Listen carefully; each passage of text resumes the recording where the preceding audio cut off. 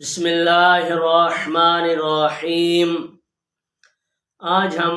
نماز کے مفسدات یعنی وہ کام، وہ صورتیں جن صورتوں میں نماز ٹوٹ جاتی ہے، فاسد ہو جاتی ہے، جتنی پڑھ چکے ہوتے ہیں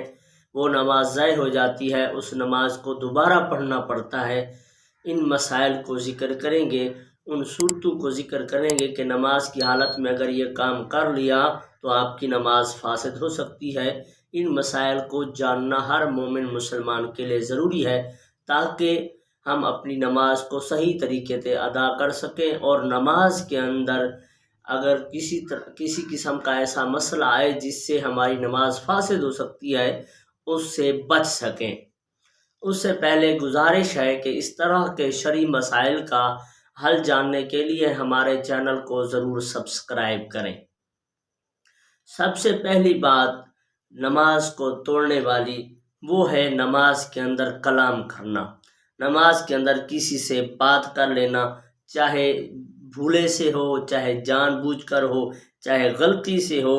چاہے خوشی سے ہو، چاہے غمی سے ہو، چاہے تھوڑی ہو، چاہے زیادہ ہو، اگر کوئی بات کر لی تو نماز فاسد ہو جائے گی، نماز ٹوٹ جائے گی۔ اب جتنی پڑھ چکا ہے وہ ضائع ہو گئی ہے، اب اس نماز کو پھر دوبارہ پڑھے۔ اور اسی طرح نماز کے توڑنے کے لیے جو کلام کیا ہے، کوئی بات کیا ہے، وہ کم از کم اتنی ضرور ہو کہ وہ خود اپنے کان سے سن لے، تب نماز ٹوٹ جائے گی۔ اور اسی طرح نماز کے اندر کسی شخص نے یہ نماز پڑھ رہا تھا، اس کو سلام کیا اور اس نے اس سلام کا جواب دے دیا تو نماز ٹوٹ جائے گی، اور اس نے کسی کو جان بوجھ کر سلام کر لیا تو بھی نماز ٹوٹ جائے گی، اس نماز کو دوبارہ پڑھنا پڑے گا۔ اور اسی طرح یہ نماز پڑھ رہا تھا، ساتھ کھڑے کسی آدمی کو نماز کے دوران چھینک آ گئی اور اس نے اس کے جواب میں یرحمک اللہ کہہ دیا تو بھی نماز ٹوٹ جائے گی۔ اور اسی طرح نماز میں چھینک آئی، کسی دوسرے نے یرحمک اللہ کہا اور اس نے اس کے جواب میں آمین کہا تو نماز فاسد ہو جائے گی۔ اور اسی طرح